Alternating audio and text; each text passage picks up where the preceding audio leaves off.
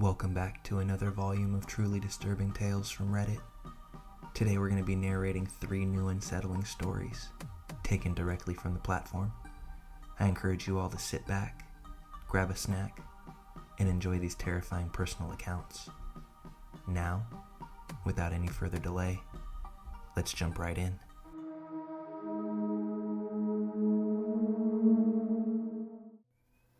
I've got a story about something that happened to me a long time ago, but in hindsight, it was really dumb of me to put myself in this position, and I've always been hesitant to tell a lot of people about this, except for my psychiatrist, that is. This happened a few years ago. It was pretty late, maybe 1:30, 2 a.m. I was living with this guy who was pretty abusive, and he'd gotten really jealous at this party we were at earlier that evening. Not even an hour after we had gotten home, he tossed me out onto our front porch and locked the door behind me. I was knocking, pleading, begging for him to let me back inside.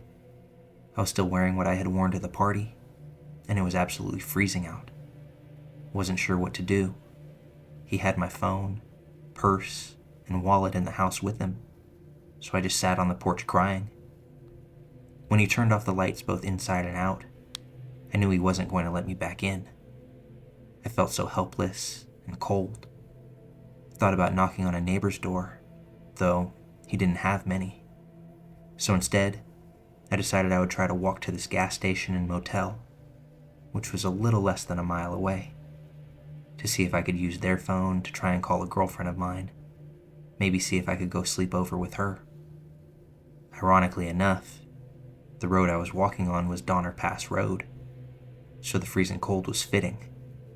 But anyway, a little bit into the walk, this tall white pickup truck was approaching on the opposite side of the road. I tried my hardest not to make eye contact with the driver, for obvious reasons. But then I heard the truck stopping and beginning to make a U-turn as my heart began to beat outside of my chest. I just about froze up, but forced myself to speed walk at the very least. The truck pulled up to me, and this guy rolled down his window, asked what I was doing out this late. I told him how I was going to meet my friend at the gas station, and that she was expecting me. He sort of smiled and offered a ride. I said, "No thank you," saying that it wouldn't be wise for me to hitchhike. He told me, "Well, good. I don't pick up hitchhikers, or anyone. You don't look like a hitchhiker, though. You just look like you need some help." The truck crept along next to me, and the man told me that I shouldn't think he was a creep, as he pulled out what looked like a police badge and told me he had just gotten off duty, which is why he was in civilian clothes and out so late. He said he wouldn't mind driving next to me just to make sure I get to where I was heading safely. I was naive and a bit too trusting of his kindness and convenient credentials. When he offered me a ride again, I ultimately relented, because I was already having trouble feeling my toes, and the gas station wasn't that far off anyway. He popped the door open for me, and I hopped in. The radio was low, it was a little messy, the ashtray was full of cigarettes, there were a lot of newspapers on the passenger floor. As I was moving my feet, some of the papers shifted, showing a pair of handcuffs, some coffee cups, water bottles, rags, among other things. He apologized, saying that it was the truck that he took hunting, but it was super warm, so I was happy and didn't mind the mess. He told me his name was John. He asked why I was scantily dressed without a jacket, and I started to tell him the story about the party and the fight I had been in with my boyfriend. He was rather charming and attentive. He even laughed that he could go back and arrest him. I asked him about his story, and he told me about his family. He was a young dad, had a wife, a daughter, son, and a dog. I told him it was like he had the perfect little family, and he laughed and said that he certainly did. Then it sort of clicked for me to ask him if I could use his phone, but he said no because he had to save his battery. We were approaching the gas station, and he drove right past it. I politely said, "Oh, I think that's the one," but he didn't answer. I I felt sick to my stomach almost immediately. My heart continued to pound. I started getting choked up, my eyes beginning to tear as I was looking out the windows and watching the lights behind us get further and further away. It was hard for me to even speak, but somehow I murmured, asking if he could please turn around, as he ignored me once again. Whenever I would look at him, he just looked empty-eyed and emotionless, totally dead and glazed. I looked back out the window and down at the road to see if maybe we were going slow enough that I could make a leap out of the car without seriously injuring myself. I remember always hearing, "Never go to the second location," but I thought about the possibility of jumping out and breaking an ankle, and how it would be a lot harder to get away with one foot as opposed to two. Debating with myself that there was snow on the ground, but then again, snow is hard to get along in, especially when you're not fully clothed. I felt so dumb then, because I wasn't even tied up or anything. I was just so scared though, like there was nothing but trees, empty road, and us. I was crying pretty badly at this point, and asked if I could please borrow his phone again. I don't even know why I asked. He told me to stop talking. Then he started talking under his breath, saying, "Girls shouldn't be out so late. You shouldn't have been alone this late. Look at what you're doing to me. Dressed like a little s." As he kept saying these terrible things, I wasn't even responding.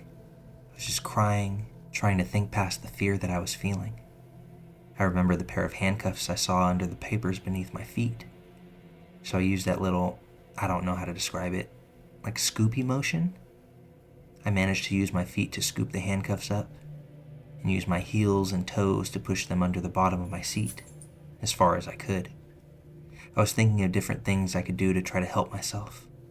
Like if we were close enough to some upcoming lights or structures, I could just grab the wheel and cause us to crash into them.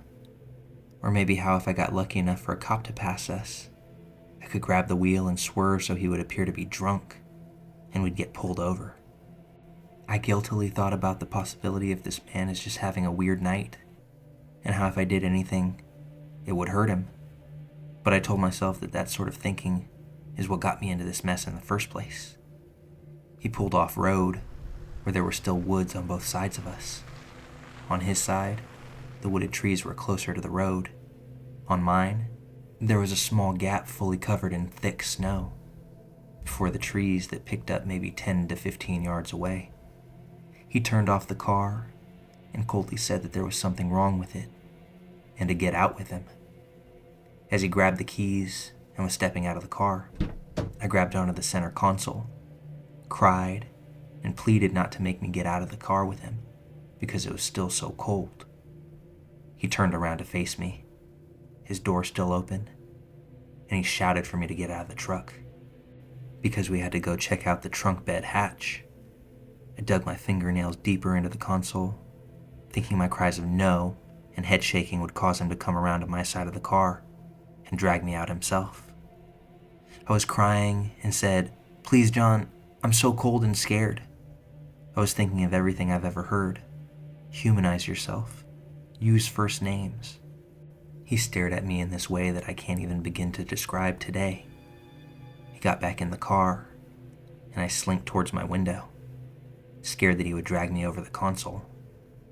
He turned off the headlights, and everything just appeared dark blue. He stared at the steering wheel for what felt like years before lighting a cigarette and looking out his window, back at me, and then back out his window. He heard me shuffle my feet on the newspapers. I was just adjusting my legs, but while still staring out his window, he told me that if I thought about running, he had a quick way to get me where he wanted me. Oddly enough, I was sort of thinking of running minutes before that, but reasoned that if he wanted me out of the car, then I should definitely stay in. Otherwise, he would chase or shoot me if he had the means. I'm glad I was right. I think at that point, I sort of hit some sort of bottom of my reserve, and instead of panic, there was just numbness and exhaustion. There was still an occasional hot tear or two, but I just remember being numb. It was dead quiet, but I finally just barely audibly, told him that my friend was still waiting for me and asked about his wife and children. He flatly said he didn't have a wife or children and that his house was empty. I asked him what he was thinking about, and he said, "I'm thinking of what to do with you." He didn't say it angrily, just sort of flat and coldly, which scared me that much more. I did start getting worked back up to a cry, and he told me not to cry and turned the car on, offering me some heat. I cried anyway, saying I wanted to go home. Eventually, he started driving and kept driving until we were approaching a gas station. I was gauging the right time to reach for the wheel, but before I could, he started to slow down. While pulling up, he told me not to tell anyone or that he would find me. Then he told me all he was trying to do was teach me a lesson not to hitchhike with strangers.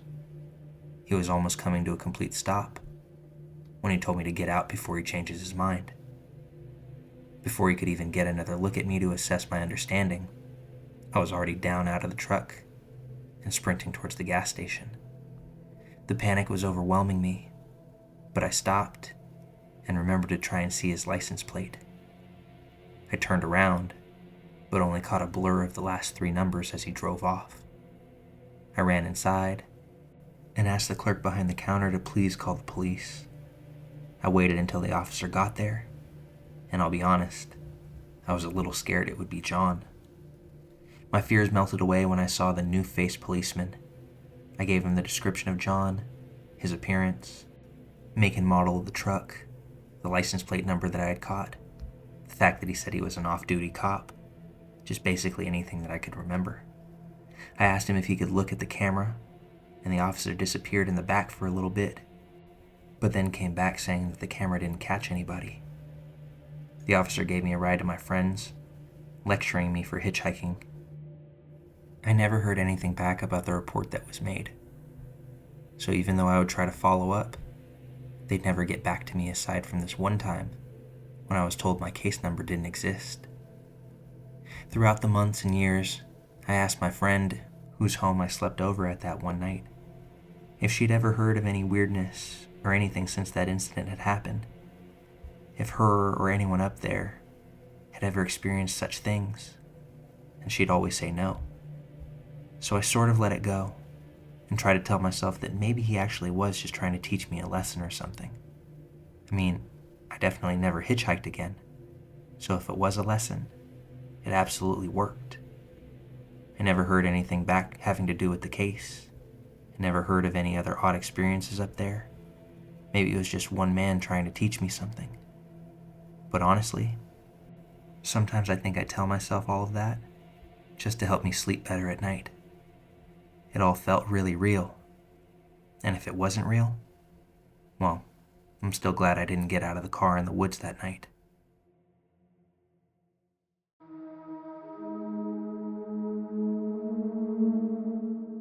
A few years back, I was living with my aunt and uncle after moving to a new state. They had just moved into a new home in a new subdevelopment. In this area, door-to-door salesmen swarm new developments and new builds for water softeners, cleaning supplies, solar panels, generators, and vacuum people. They wander the neighborhood all day knocking on doors, but were usually gone by around 5 p.m. This particular evening, I was home alone with my dog, a mutt who was mostly black lab and an unknown mixture. He was roughly the size and weight of a full-breed Labrador, but he had a stockier build and long wiry hair. He was a gentle, sweet baby who was upset if someone spoke harshly to him. I'd never known him to be a threatening presence to anybody. My aunt and uncle were out celebrating their anniversary. This time of year, the days were getting longer, and we would have full dark by around 8 p.m. It was like 7:15, and starting to get dusky, when someone rang the doorbell and knocked on the door. The door was one of those with a thick glass oval window, and I could see the door and who was there from the kitchen. I was going to ignore them, but unfortunately they could see me and continued to knock, so I gave in and went to answer the door. My dog followed me, but stood off to the side in the shadows of the dining room. The person at the door was a young man, probably college age, dressed in a collared shirt, tie, and khakis. Looked a bit like a Mormon missionary with style. He was thin, probably about 5'8" or 5'9". I figured he was a salesman of some sort, but thought it odd that he was out this late in the day. I thought I'd open the door a crack, tell him I'm not interested, and then lock the door back in place. I opened the door a few inches to speak through it, and he starts to spiel about Kirby vacuum cleaners, and he wants to come in to give a demo. Well, 1, it's not my house. 2, I know once they get in, they aren't leaving without selling something, and I have no need for an overpriced vacuum, and I don't have $1,000 to spend anyway. I tell him no thank you, I'm not interested, and begin to close the door when he puts his foot between the door and the door jamb. He throws his hands up to stop the door from closing as well. This is when I think, what the f***? And then I hear a vicious growling from behind me, and then a loud, deep, as my dog lunges for the door. I grab his collar to keep him from going out the door. The guy's mouth drops open, his eyes get really wide, and he looks like he's ready to pass out or pee himself as he jumps back from the door and backs away saying, I'm sorry, wrong house," and then turns and runs to the end of the driveway where a car with 3 men in it pulls up to get him, and they speed off, tires squealing. I told my aunt and uncle about it when they got home, and we told a few neighbors so they could keep an eye out for unusual behavior. It's possible they were a team of Kirby salesmen. They do travel in teams of 4 and follow the door knockers in the car with the vacuum. But I was suspicious because it was late in the day for them to be knocking on doors, and while it was a team of 4, it was 4 men. They usually have a team with 2 or more women in the group because they're knocking on doors at a time of day when women are going to be home alone and unlikely to let strange men in. So a team of Kirby salesmen working late to meet quotas, or a team of home invaders? I don't know, but Cosmo wasn't going to take chances, and I'm very thankful for that. Good boy.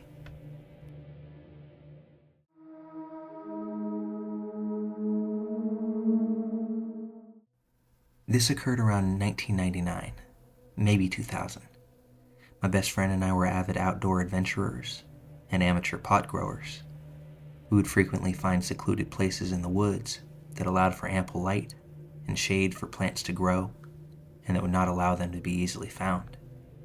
One particular day, we went to an annex of trails located near a New Jersey State Park trail system.